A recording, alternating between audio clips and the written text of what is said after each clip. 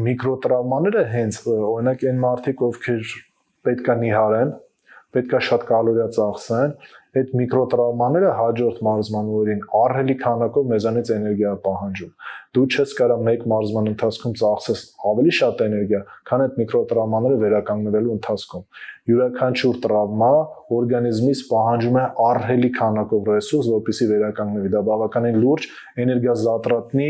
բարդ պրոցես է օրգանիզմի համար, եւ ինչ եմ ուզում ասել, որ այդ միկրոտրավմաները, որ հաջորդ օրը օրինակ ձեր մկանները ցավում է, դուք հասկացեք, որ դրանով եւս ավելի էներգիա եք ծախսում ձեր օրգանիզմին, որտեղ դրանք պետքա վերականգնվեն։ Իսկ վերականգնվելու համար ինչա պետք? Շատ քանակով էներգիա,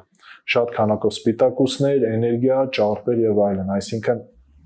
այստեղ երկրորդ նյուանսը մկանների բռնվածության փուլում եւ բռնվածությունից առաջ շատ կարեւոր է հետեւել սննդակարգի ռեժիմին։ Տալ ճիշտ սպիտակուցներ, հագեցած